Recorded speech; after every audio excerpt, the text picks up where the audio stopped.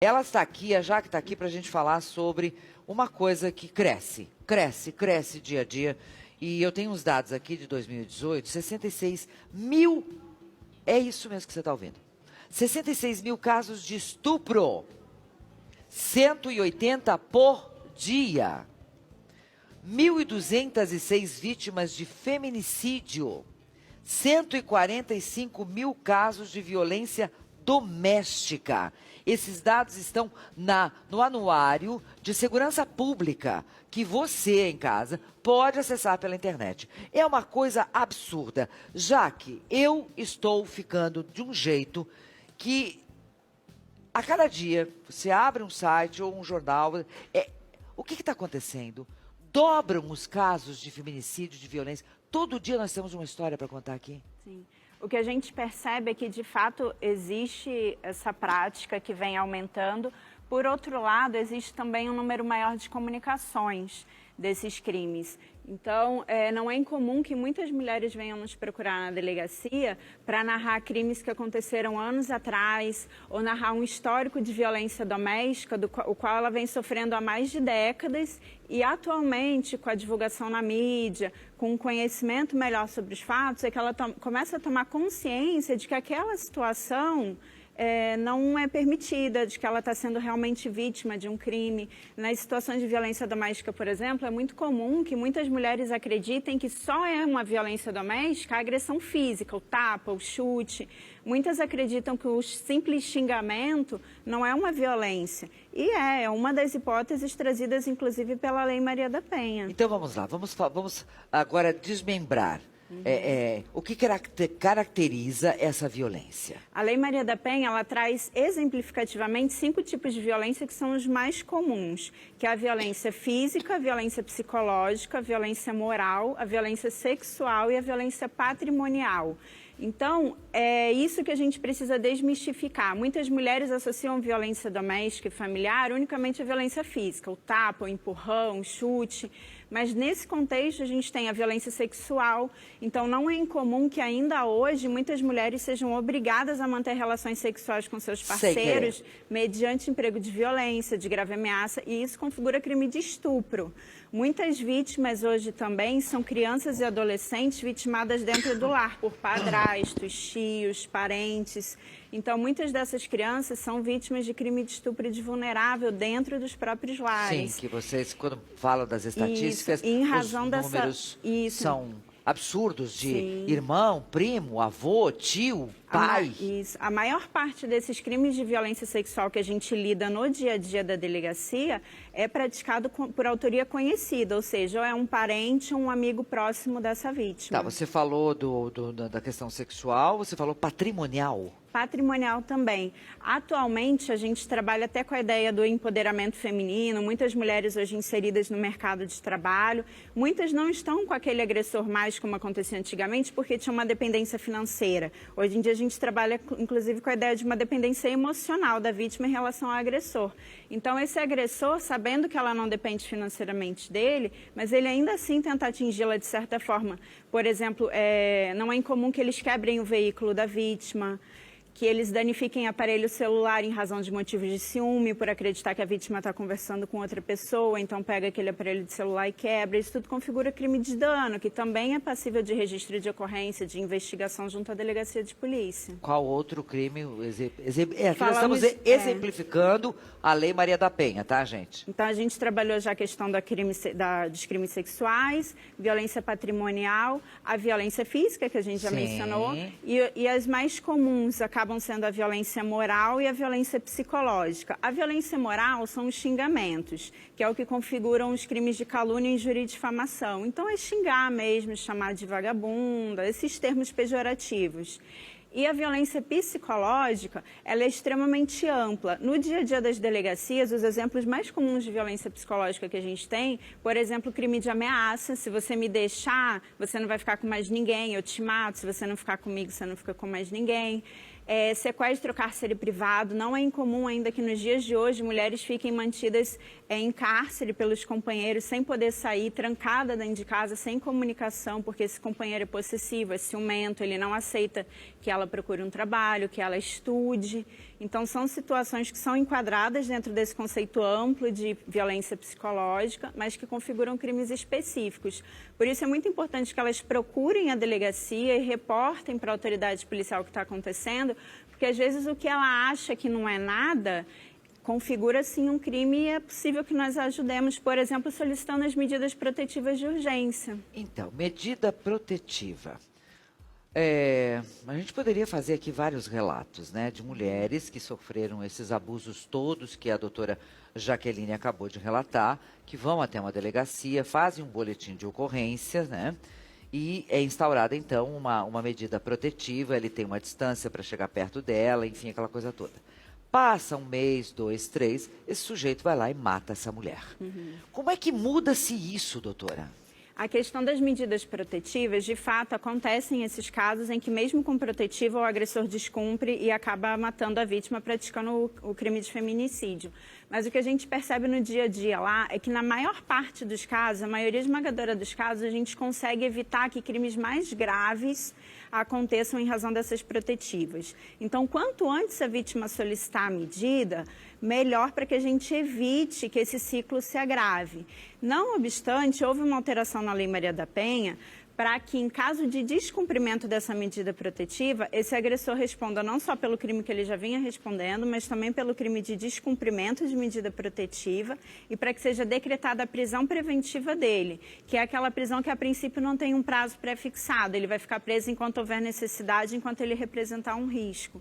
Então, se esse agressor não está respeitando o que o Poder Judiciário impôs de distância, pode ser decretada não só a prisão dele, como ele vai responder por um outro inquérito. Isso é importante, Olga, porque quando a gente trabalha com a violência doméstica, a gente trabalha com a ideia de um ciclo de violência. Esse ciclo ele é dividido basicamente em 3 fases e talvez muitas mulheres possam se identificar com isso. A primeira fase desse ciclo é denominada fase de tensão, que é aquele momento em que o casal começa a discutir, está tendo algumas brigas, está tenso o ambiente em casa. Essa fase ela tende a evoluir para um segundo momento, que é o momento da agressão. Essa agressão pode ir desde uma agressão verbal, um xingamento, a uma agressão psicológica, uma ameaça, ou uma agressão física. Só que aí chega na terceira fase, que é denominada de lua de mel. Essa fase chamada lua de mel é a fase em que esse agressor ele vai procurar a esposa, a namorada, a companheira e vai prometer que aquilo nunca mais vai acontecer, que ele vai se converter, que ele vai procurar ajuda médica, que ele vai fazer N coisas, leva para jantar, leva para viajar, dá um bom presente, promete mudar, virar o príncipe que ela está esperando que ele seja. E aí muitas mulheres perdoam e reatam esse relacionamento. Ocorre que esse ciclo ele tende a se repetir e se agravar. Essa fase da lua de mel ela dura um tempo.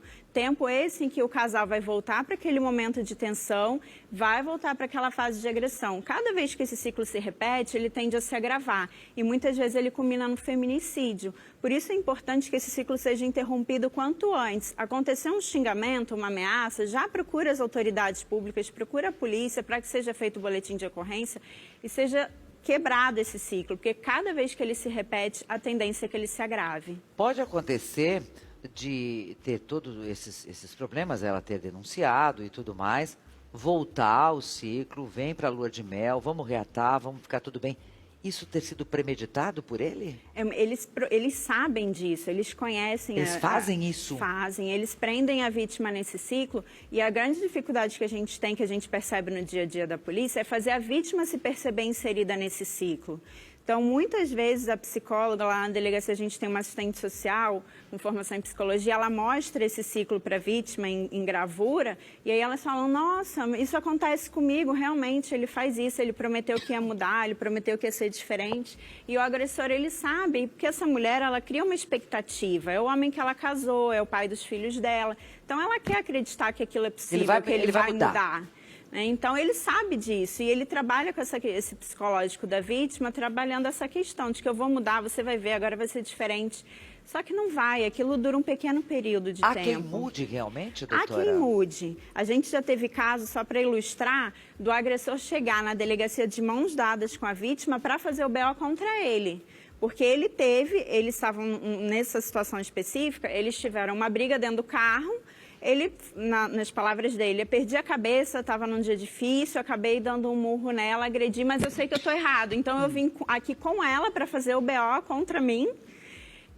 prestar o meu interrogatório, porque eu sei que eu fui errada, eu sei que eu tenho que ser responsabilizado por isso, mas nós estamos juntos. Eu vim junto com ela porque ela tem sim que me responsabilizar por isso. Então, é um casal que talvez não repita a situação.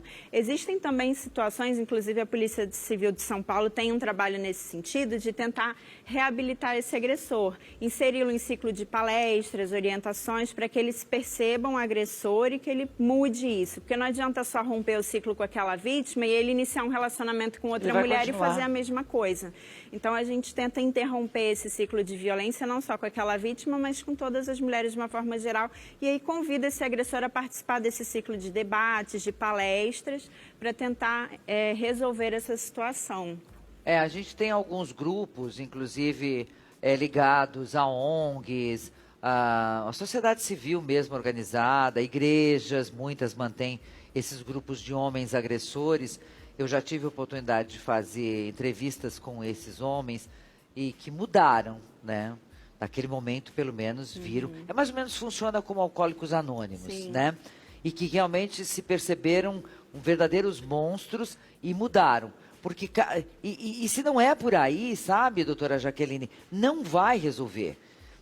Se ele não tomar consciência de que ele está doente, realmente ele é um agressor, que tem que curar aquela coisa daquele ciúme, aquele horror, ele deixou daquela mulher, daqueles filhos, ele vai atrás de uma outra companheira e a história vai se repetir totalmente. Não é incomum que quando chega uma vítima na delegacia, que nós pesquisemos o histórico desse agressor e ele tenha já um histórico de violência doméstica com outras vítimas. Por isso é muito importante interromper o ciclo do agressor também, fazê-lo se perceber um agressor e fazer perceber que há necessidade não só de responsabilização penal, porque a gente não pode tratá-lo só como uma pessoa doente que precisa de um tratamento médico, é alguém que precisa sim de uma responsabilização penal também, mas alguém que precisa também de um acompanhamento para deixar essa atitude violenta com as mulheres. A mulher consegue perceber que esse homem não vai ser legal para a vida dela já no início do relacionamento? A gente costuma falar que sinais, doutora? Que ele não vai mostrar claramente isso no primeiro encontro, né? Mas alguns sinais ao longo do relacionamento, já de início, é possível perceber. Esse agressor, normalmente, ou esse possível agressor, ele vai atacar a vítima em algumas partes. Por exemplo, a questão da autoestima. Então, ele não vai virar de pronto para essa namorada dele e falar assim, eu tenho ciúme, seu cabelo é muito lindo, chama muita atenção. Ele não vai falar isso. Então, ele vai falar, amor, acho que você ia ficar tão bonitinha com o cabelo curtinho, porque você não corta Joãozinho, vai ficar melhor e tal. Aí, essa vítima que se sentia super bem com o cabelo grande, ela vai começar a cortar. Essa roupa, amor, fica bonita, mas que tal essa aqui, ó? Essa daqui até o pé, que não aparece... Começa por aí. Começa aí podando a autoestima da vítima. Um outro aspecto que a gente vê é a questão de afastar essa mulher do convívio familiar e de amigos. Então, olha, amor, a sua mãe é muito legal, mas ela mora num bairro tão perigoso. Não visita ela esse fim de semana, não. Vai no outro. Porque se ele começar a falar assim, não quero que você veja a sua família, já vai ligar aquele alerta. Então, ele mostra uma preocupação. Não, lá é muito perigoso. No outro final de semana, eu levo você para ver sua mãe. Então, ele começa a ir podando a vítima, aí já afasta ela da família. Quando ela se perceber, ela vai estar meses sem visitar os pais, sem ter contato com a família, com a autoestima lá embaixo, que ela não vai mais estar se vestindo, se portando do jeito que ela gosta, e a questão profissional ou de estudos. Eu tenho condições, eu não quero que você se desgaste trabalhando fora, fica aqui, eu dou tudo que você precisa. Quando ela perceber, ela está com a autoestima ruim, longe da família e dependente financeiramente desse agressor. Era tudo que ele queria. Aí era tudo que ele queria. É tudo que ele queria. São inteligentes esses danados, são. Aqui com a doutora Jaqueline Valadares, ela é delegada, já falamos muito sobre a violência contra a mulher, que é uma barbaridade realmente, e você deu vários exemplos. Hoje você, acho que abriu bem a cabeça das mulheres, que pode estar vivendo isso. Sim. E não tinha se tocado ainda. Sim. Qual é a primeira atitude, Jaque? É importante que elas procurem a delegacia de polícia. Aqui no estado de São Paulo, por exemplo, nós temos uma quantidade bem expressiva, nós temos mais de 30% das delegacias de defesa da mulher do país estão aqui no estado de São Paulo. Temos cerca de 133 delegacias de defesa da mulher. A gente está falando para o Brasil todo. A gente sabe que em alguns locais não tem delegacia da mulher. Sim. De qualquer forma, ainda que não exista delegacia da mulher naquele estado, ou ainda que ela esteja no estado de São Paulo, mas tenha uma delegacia de bairro comum mais pertinho da casa dela, ela pode procurar qualquer delegacia e reportar os fatos. Existem também telefones em que ela pode fazer essa denúncia. O Disque 180 da Secretaria de Políticas para as Mulheres é um número que a gente recebe diariamente as denúncias. Então, toda denúncia que ela faz via 180, que é uma central integrada, é distribuída para a delegacia daquela região onde os fatos aconteceram. Só é importante deixar claro, Olga, que quando elas ligam lá, aquilo não é um boletim de ocorrência. Então, elas vão ser intimadas na delegacia e é importante que elas compareçam na delegacia quando forem chamadas. Tá certo. Para você que queira acessar, seguir a doutora Jaqueline Valadares, @Jaque Valadares, está lá na tela para você. Muitíssimo obrigada. Aprendemos muito hoje com você. E qualquer sinal, grite. É isso. Denuncie. Não fique calada, não. Obrigada. Boa tarde. Obrigada. Muito obrigada por você ter vindo.